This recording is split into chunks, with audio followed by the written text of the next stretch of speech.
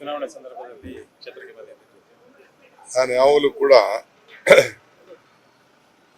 ಈ ನಮ್ಮ ಧರ್ಮ ಯುದ್ಧದಲ್ಲಿ ಒಂದು ಮಂಜುನಾಥನ ದರ್ಶನ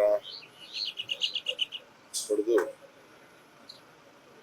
ಮಾತು ಬಿಡದ ಮಂಜುನಾಥ ಕಾಸು ಬಿಡದ ತಿಮ್ಮಕ್ಕ ಒಂದು ಮಾತಿದೆ.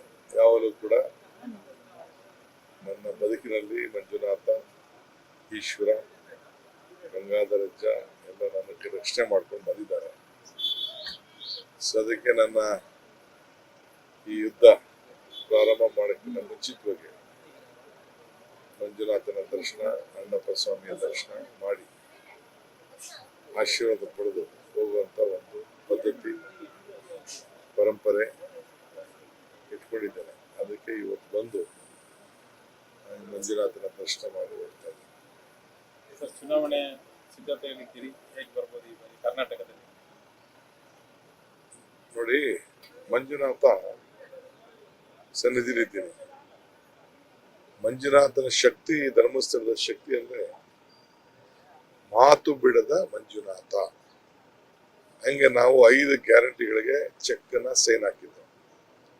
5 ಗ್ಯಾರಂಟಿಗಳನ್ನ ಅನುಷ್ಠಾನಕ್ಕೆ ತಂದು ಇವತ್ತು ಮತ್ತೆ ಜನರ ಮಧ್ಯೆ ನುಡಿದಂತೆ ನಡೆದಿದ್ದೇವೆ, ಕೊಟ್ಟು ಮಾತು ಉಳಿಸ್ಕೊಂಡಿದ್ದೇವೆ. ಇನ್ನ ಹೆಚ್ಚಿಗೆ ಶಕ್ತಿ ಕೊಡಿ ಅಂತ ಹೇಳಿ ಆ ಭಗವಂತನಲ್ಲಿ ಪ್ರಾರ್ಥನೆ ಮಾಡ್ಲಿಕ್ಕೆ ಬಂದಿದ್ದೆ.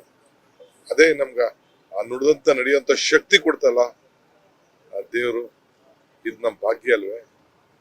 ಅದೇ ನಮ್ಮ ಶಕ್ತಿ. ಇದ್ರ ಮೇಲೆ ಜನ ತೀರ್ಮಾನ ಮಾಡ್ತಾರೆ.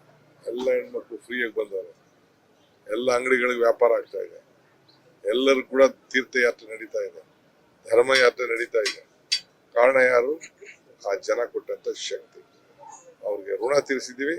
ಆ ಜನ ಉಪಕಾರ ಸ್ಮರಣೆಯನ್ನ ಇಟ್ಕೊಳ್ತಾರೆ.